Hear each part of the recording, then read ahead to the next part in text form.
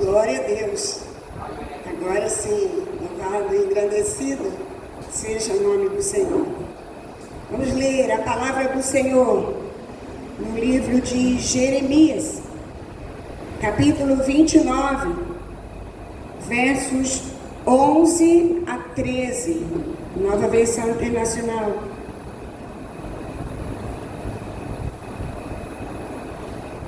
Diz assim a palavra do Senhor: porque sou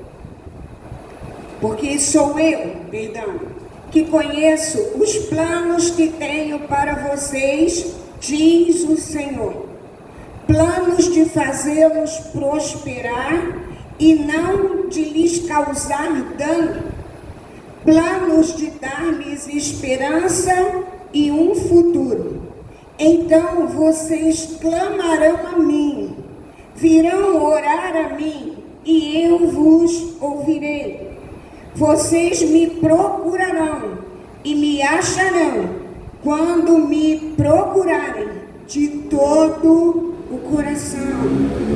Enquanto eu estava lendo agora, o Senhor destacou no meu coração planos de fazê-los prosperar e não de lhes causar dano. Amém. E o Senhor lembrava como um relâmpago ao meu coração quantos danos eu já sofri na presença do Senhor pela igreja. Quantos danos ao longo dos anos. Eu tenho história para contar. Quantos anos como guerreira eu fui marcada por palavras infelizes, por atitudes infelizes. Quantos anos? Isso não é de agora. Isso já ocorre há um tempo.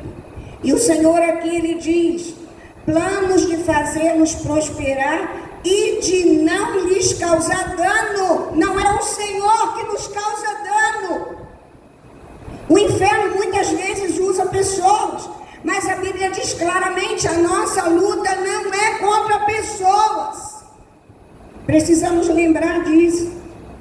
E se você já teve dano como eu já tive, o Senhor é a minha testemunha. Se você já teve dano na presença do Senhor, hoje é hora de zerar isso. Porque o diabo quer que a gente fique o quê? Arrastando corrente. Chega! Em nome de Jesus. Esse texto que nós lemos de Jeremias, ele foi escrito para os judeus que estavam no exílio da Babilônia. Os judeus tinham pecado contra o Senhor, feito o que era mal diante do Senhor, e o Senhor permitiu que eles perdessem tudo. Pecado faz isso muitas vezes com a gente. Tira de nós as coisas boas, rouba de nós a alegria. Quantas pessoas sem alegria, porque o diabo roubou? Esse povo havia perdido tudo, e agora esse povo era prisioneiro pela vida que eles tinham levado contra o que Deus havia dito a eles. Você tem vivido de acordo com a vontade de Deus? É a primeira pergunta para eu e você meditarmos. Será que nós temos vivido exatamente o que Deus tem sonhado para nós? Romanos 12, 2 diz assim: não se amoldem, não tomem um molde, um modelo ao padrão deste mundo, mas transformem-se pela renovação da sua mente, para que sejam capazes de experimentar e comprovar a boa, agradável e perfeita vontade de Deus.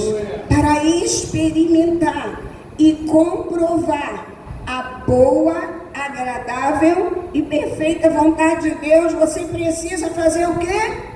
Renovar a sua mente. Mente que vive de passado não acessa a boa, agradável e perfeita vontade de Deus. Precisamos parar de viver como a gente acha e passar a viver como Deus quer que a gente viva. Interessante que o povo de Israel, lá no exílio babilônico, eles não receberam resposta rápida de Deus. E aqui também vai uma resposta para você que está com pressa da resposta de Deus. Muitas das vezes Deus está trabalhando em nós, no nosso caráter. Essa resposta rápida não veio, mas a palavra foi muito clara. Sou eu que conheço os planos que tenho para vocês, diz o Senhor. Planos de fazê-lo prosperar e não lhes causar dano. Na tradução revista e atualizada diz: pensamentos de paz e não de mal. É o que diz a outra versão. E eu lembrava o que eu já li sobre paz, que é shalom no hebraico. E shalom não é apenas a paz em si que a gente acha, mas shalom é plenitude, harmonia, integridade, bem-estar, prosperidade e completude. Quando a gente deseja paz para alguém, a gente está desejando que ela seja plena, que ela seja íntegra, que na vida dela, na mente dela, ela esteja totalmente bem. Shalom, como diz a internet, eu copiei aqui, é não ter nada quebrado, nada faltando e nem nada fora do lugar. Ou seja, está tudo bem, eu estou em paz. Desejar paz a alguém é isso, que ela seja plena e que ela tenha alívio completo dentro dela. Amém. Planos de dar-lhe esperança e um futuro. Amados, quando Deus nos fez, a Disciple Church sabe disso, de cor e salteado. Temos falado isso muitas vezes na igreja. Quando Deus nos fez, quando Ele nos formou, Ele tinha um propósito na nossa vida. Amém. A nossa igreja chama de destino profético. Deus não me fez só para comer, tomar banho, trabalhar, me cansar, me divertir em algum momento, me aborrecer algumas vezes, ficar doente de vez em quando, ser curado. Deus não nos fez só para isso. Quando Deus me formou no ventre da minha mãe, a Bíblia diz que todos os meus dias já estavam escritos e determinados. Ele tem um propósito. Ele sonhou a nosso respeito quando Ele nos fez. E qual é o propósito de Deus para a sua vida, para a minha vida? Eu tenho clareza que estou vivendo o propósito de Deus na minha vida. Louvado e engrandecido seja o nome do Senhor. Mas qual é o propósito de Deus na sua vida? Deus te trouxe para cá para quê? E para cá que eu digo, não é para aqui, para esse endereço hoje. Deus te colocou na terra para quê? Só se cansar. Mesmo que você não esteja vivendo esse propósito, nós temos um Deus que restaura a nossa sorte, como diz o Salmo. E como virá essa restauração? A palavra diz, começa em posicionamento. Olha como diz aqui: então vocês clamarão a mim, virão orar a mim, e eu os ouvirei. Para ter vida restaurada precisa ter um posicionamento, uma definição nova, uma nova mentalidade de vida. Você não tem que depender nem eu dos nossos sentimentos. Tem gente que eu ouço a vida inteira dizendo: quando eu sentir no meu coração, eu perdoo. Quando eu sentir no meu coração, eu vou lá e falo alguma coisa para alguém que está aqui na minha garganta. Não é isso que a Bíblia nos ensina. Nós não andamos por vista, por sentimento, nós andamos por fé. Somos orientados por Deus. E nós precisamos tomar o quê? Posição, nós precisamos ser intencionais. Diácono João Luiz falou em algum momento essa palavra, nós temos usado essa palavra muito na igreja. Intencionalidade. Não tem que deixar acontecer nada, tem que fazer acontecer. O Senhor, ano passado, no primeiro ano da igreja, nós orávamos, eu lembro, várias vezes por cadeiras vazias para que as crianças viessem, as pessoas viessem. Aí no ano passado eu já profetizava que Deus mandasse gente para cuidar das pessoas que viriam e que o ministério infantil começasse a acontecer. E no final do ano o Senhor me chamou de covarde, comigo mesmo. Ele falou: comece a agir. O mais quem faz é Ele. Aí o que eu fiz? Tá bem, Senhor. Agendei lá primeiro evangelismo de criança, que em nome de Jesus vai acontecer agora. Ainda não sabia como nem onde. Na nossa casa não cabe. Se forem 30 crianças, não cabe na nossa casa. Confortável para eles ficarem lá. Se chover, então piorou aí, que não cabe mesmo. E aí eu falava também, Senhor, onde? Ano passado, a quadra do bairro foi negada. A gente não tinha acesso à quadra. Quadra seria um lugar. E aí eu fui orar de novo. Falei, Senhor, mudou a diretoria da associação de bairro. Então agora tem uma outra oportunidade. Se tu quiseres.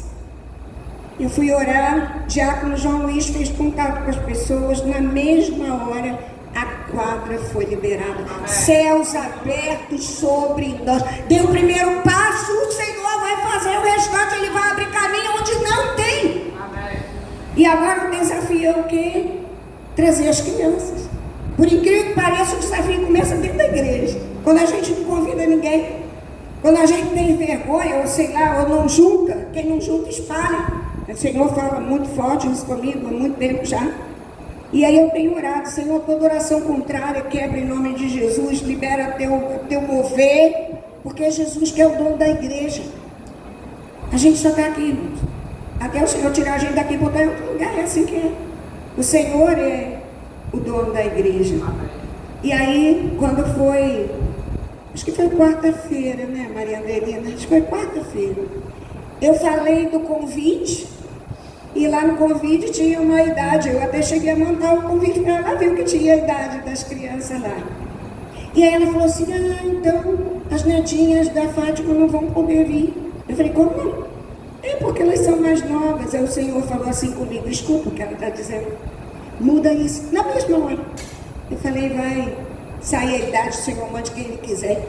Se a criança de 2 anos for, a mãe vai ouvir, vai chegar lá, o Senhor vai fazer a obra. Então mande quem Ele quiser, tirei a idade, ouvi o que Deus falou através da boca da serva dele. Amém.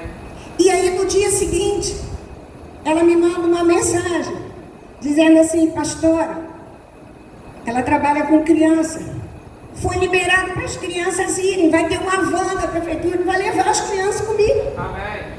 As primeiras crianças, as primeiras 7 crianças, a Maria Andrelina vai levar. Faltam no mínimo 43 para a igreja acordar. Cadê as crianças da família de vocês? Cadê as crianças da vizinhança de vocês? Cadê? Os convites vão ser liberados quarta-feira. Eles já estão prontos. Vão ser liberados, nós já oramos, inclusive, né, junto com a Luciana lá em casa essa semana. Estivemos em conversa. E ela orou e consagrou aqueles convites ao Senhor. E aí eu falava para o Senhor, e quem vai ficar com essas crianças se alguém vier depois para o culto? Aí eu orava e falava, Senhor, manda alguém de outro lugar. Aqui não tem, precisa vir alguém de outro lugar. Enquanto não prepara alguém aqui, foi isso que eu falei com a igreja. Falei, uma vez no domingo, aí a gente oferta alguma coisa na vida dela, no outro domingo a gente pede outra pessoa. A gente já vem falando isso umas 2 semanas. Aí essa semana o Senhor nos deu um presente que já já a gente vai adorá-lo de pé. Amém. Em nome de Jesus. Qual é a área da sua vida que você precisa que Deus trate com você? Abra céus sobre essa área. Qual é? O Ministério Infantil está abrindo. Amém. Mas precisou da gente ter primeiro um posicionamento. E depois nós orarmos e clamarmos. E o Senhor está fazendo. Onde que nós precisamos ser restaurados nessa noite? O texto diz, vocês me procurarão e me acharão quando me procurarem de todo o coração. Buscar de todo o coração. É assim que eu e você temos feito. Eu já tenho falado muito aqui também, eu quero que vocês se rendam. A gente precisa aprender, ó. Não é só dobrar o corpo. Às vezes a gente tem vergonha, não faz. A gente é sem vergonha para pecar, fazer um monte de coisa errada, falar um monte de bobagem, jogar um contra o outro. A gente tem vergonha de se render na presença do Senhor. E não é só render o corpo, essa carcaça que daqui a pouco não é mais. É render o espírito, é se dobrar por dentro. Deus quer que a gente saia desse comodismo de vidinha, de cristão. Deus quer mais para nós, amém? Amém. Restaurar é se permitir. Parar de olhar para trás, olhar para frente, acertar o alvo, e o alvo é Cristo. Eclesiastes 3, verso 1 diz assim: para tudo há uma ocasião e um tempo para cada propósito debaixo do céu. Um tempo para cada propósito debaixo do céu. Qual é o propósito na sua vida? Sou eu que conheço os planos que tenho para vocês. Se o Senhor é que conhece os planos, é porque Ele sonha algo a nosso respeito. Você tem vivido o sonho de Deus na sua vida? Viver abaixo do que Deus deseja é estar distante da identidade de filho legítimo do Pai. Quando nós sabemos quem nós somos em Deus, nós vivemos a nível mais alto, porque o Senhor está no alto, Ele não está embaixo. O amor de Deus está em todo lugar, mas Ele mora, a Bíblia diz, nos céus, os céus dos céus. A unção que está sobre nós é céus abertos. Você entrou aqui hoje, você está debaixo dessa unção nessa hora. E em nome de Jesus, receba a sua parte. Em nome de Jesus. Nada de vida rasa, nada de vida medíocre espiritual, nada de vidinha, céus abertos para que você acesse uma vida espiritual mais plena em Deus. Amém. Você deseja acessar céus abertos? Se posicione, entregue a sua vida totalmente a Deus. Provérbios 16, verso 3 diz assim: consagre, consagrar é entregar totalmente. Consagre ao Senhor tudo o que você faz, e os seus planos serão bem sucedidos. Vamos repetir esse verso. Consagre ao Senhor tudo o que você faz, e os seus planos serão bem sucedidos. Você primeiro precisa pedir a direção de Deus para a sua vida, porque os planos são dele. E Ele abençoa à medida que você consagra seus planos a Ele. Feche seus olhos por um momento. Feche seus olhos. Imagine Deus aí na sua frente agora. Deus te pedindo aí na sua frente. Entregue, filho, filha, suas dificuldades, seja do presente ou do passado, nas minhas mãos. Quero te colocar num nível mais alto a partir de hoje. Entrega. Para de deter o que você precisa entregar. Entrega tudo na mão do Senhor. Saia do controle. Deus está no controle. Quanto tempo você vem sentando no trono, no lugar de Deus? Quanto tempo? Saia do controle. Aprenda a depender do Senhor. Qual é a resposta que você dará ao Senhor hoje? Qual é a resposta? Se você deseja receber restauração na sua vida, você pode ficar de pé ou erguer uma das suas mãos. Nós vamos estar orando. Tem alguém aqui nessa condição que precisa de restauração e gostaria de orar comigo sobre isso? Aleluia. Mais alguém? Mais alguém? Glória a Deus, glória a Deus, glória a Deus. Coloque-se de pé, vamos orar. Vocês que levantaram as mãos, comecem a colocar diante de Deus e falar: Senhor, restaura a minha sorte, muda a minha estrutura, muda a minha mente. Comece a orar você pela sua vida aí onde você está. Comece a pedir ao Senhor: Senhor, me mostra o que eu preciso jogar fora, que é lixo dentro de mim. E me dê algo novo, algo novo. O Senhor diz: porventura, você não percebe? Estou fazendo algo novo, você não percebe? Em nome de Jesus, vamos orar. Senhor, em nome de Jesus, clamamos a Ti agora, Pai. Restaura a nossa sorte. Declaramos, Senhor, que estamos deixando no altar toda, Senhor, mazela do passado, toda mágoa, Senhor amado, todo atraso de mente, Senhor, toda mentalidade pequena, Senhor, nós estamos agora entregando no altar e recebendo algo novo da Tua parte, a restauração, Senhor, da nossa vida. Recebemos, Senhor, a Tua presença de forma mais clara. Em nome de Jesus, aqueles altares, Senhor, de adoração que estão cheios de poeira.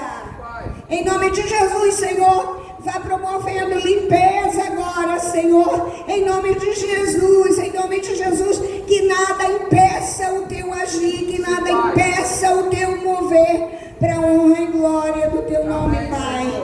Em nome de Jesus, amém.